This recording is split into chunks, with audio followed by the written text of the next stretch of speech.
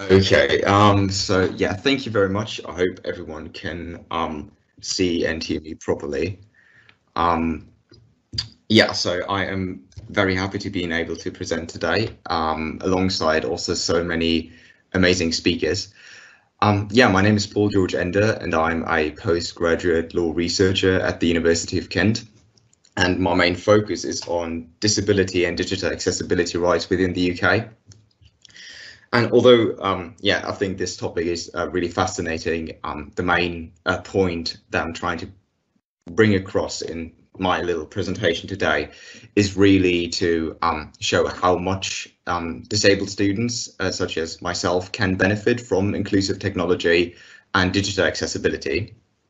Because I think, throughout, many of the really good presentations we had today, we heard a lot that making things accessible benefits everyone. And I do believe that, especially right now in times of online learning, we put more and more value on this particular issue.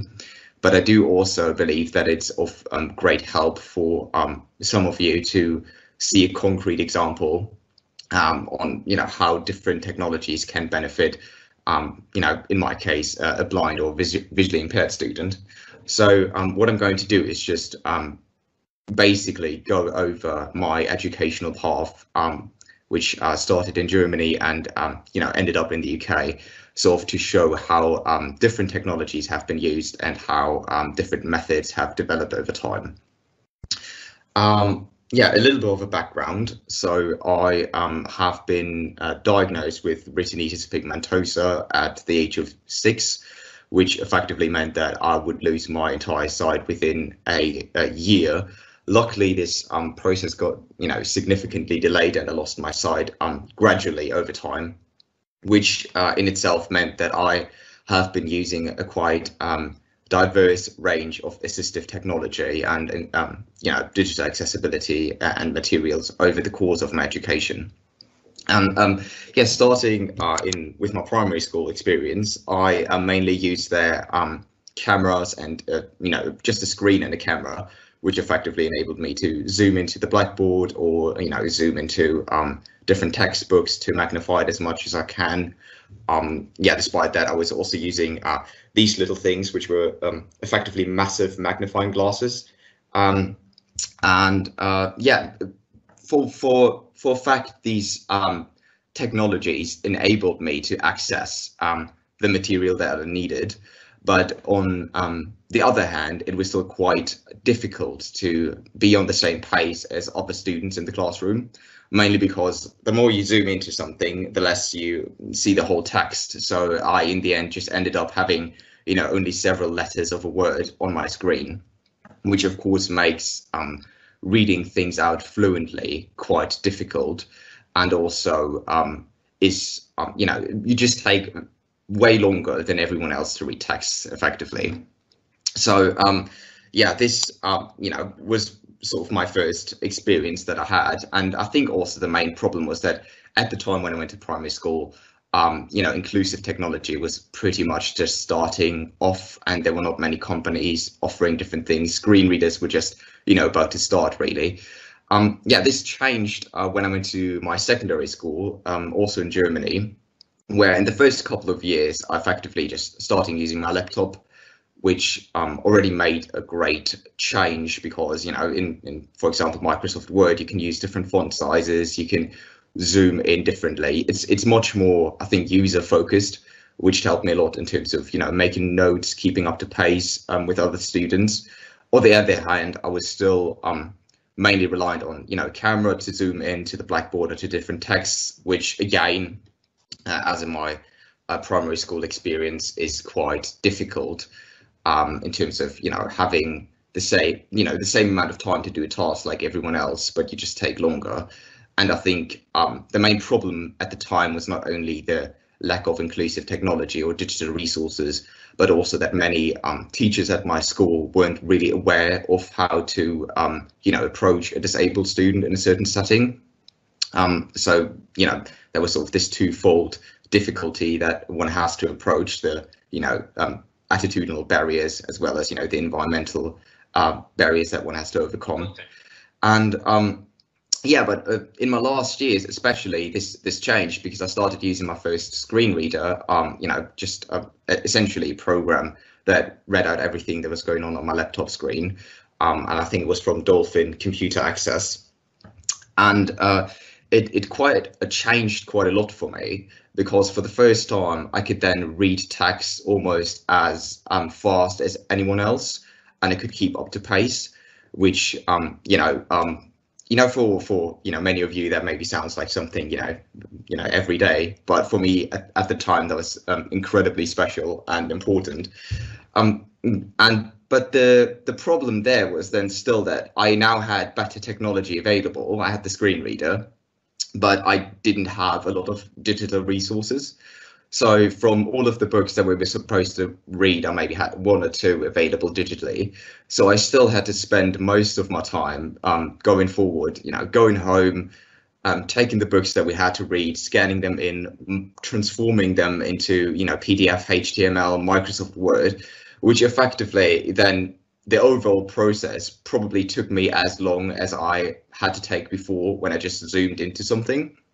So the barrier here was then not that, the technology didn't work, or wasn't available, but that I just didn't have the resources available at the time for me. So, afterwards, I then decided to, go to university, and I picked a university in Germany that was particularly known to be accessible and open towards blind students. So I went there, I got registered blind, I had a mobility training. A lot of things have changed. A lot of people there actually recognized per se how to include disabled students. For the first time there, I really got extensions, I got different materials, different resources. I had a library support essentially helping me going through the library, getting the books, scanning them in, etc. Which all was really great and made a lot of difference in my life at the time. But nonetheless, the amount of digital resources I had available then was still quite little compared to what I would have needed. Because maybe in school I had 10% or 5% of my books available, and now it was like 15 or 20% of the entire resources available digitally, which I think, considering the workload that you have as a student, I don't know how many of you remember, but I study law, so you usually have to do a lot of reading, and if only 2 out of the 10 books that you have to read or articles you can actually access digitally, that is quite difficult then, because you want to keep up to pace, you want to do the same amount of work as everyone else, you want to have access to the same resources, but you just physically can't. So the problem still was that with the library support, I spent 2 or 3 hours every week running through the law library, scanning in the books, making it accessible, which again just made me quite concerned for the time to come, because you just realize that at some point you just want to have more resources available. You want to have the same resources available as any other student, because otherwise you missing out on important information that other people can use during the exams, during the seminars. So I've decided to take an exchange year, go abroad, see how things are dealt with in the UK, and I came to the University of Kent. And there, for the first time, I really recognised the value of digital accessibility and resources, because mainly through members of the student support like Ben Watson or Nick Duncan, I had a massive amount of resources available to me, which I did not know before. So I literally, any book that I had on my reading list, I got digitally. Any paper that I needed, I received in time. It was all made, in the format that I required. And, I could, for the first time, I felt like I could just, enjoy university life, have the same student experience as other students, go to my lectures, prepare my seminars, write my essays, etc. I also got a library support on top of that. So, but mainly then I didn't have to run through the library and scan books, but rather they helped me sometimes to access certain resources over platforms that weren't accessible to me, which in the end, exactly, was the time that I needed to access them anyway. Got a minute left, George. Oh yeah, sorry. Yeah, so to wrap it up, all of which really made me interested myself into becoming more involved in digital accessibility, because I felt like I was lucky to go to the University of Kent. I met the right people at the right time with the right technology. but I want this opportunity to also be spread across the system, across higher education to other disabled students. So there's no longer a matter of luck if you end up actually having the right resources available or a certain standard of digital accessibility, because people there care about, their disabled students, but that it is actually a thing that wherever you want to go, you have it available to you. And just to wrap it up, I just wanted to make, three last points and a little example. Firstly, as many already mentioned, digital accessibility becomes more and more important. Big companies, big tech companies like Microsoft, Apple, Google, they all have now included integrated screen readers, captions, different font sizes, accessibility settings. It's just about, really mainstreaming these services, feeding back to the organizations, because it's already becoming the standard, and it's important for universities to keep up to pace with that.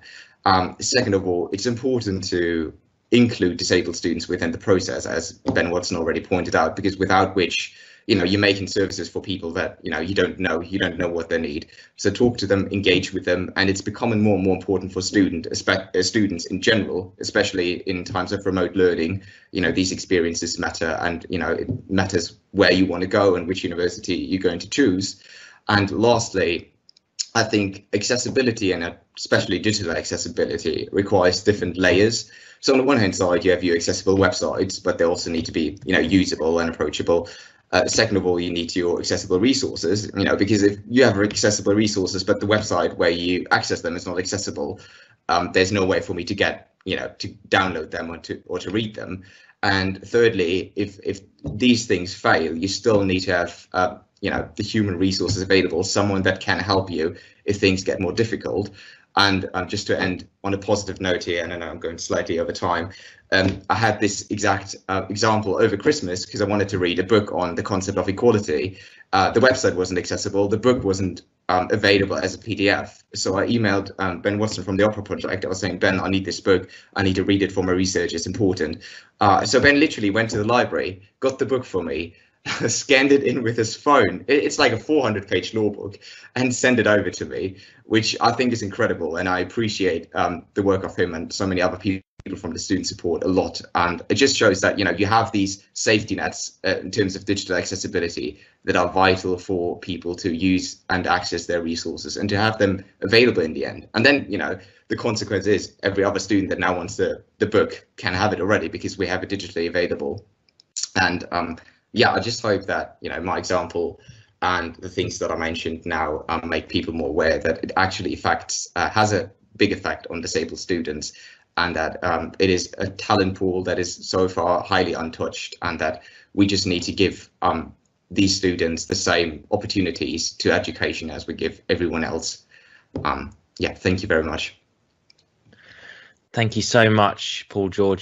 Thank you firstly for taking the time to be here today to tell us your story. I think that was actually a really powerful message that you got across there. So thank you so much. And it's so nice to hear that you've had a positive experience at the University of Kent.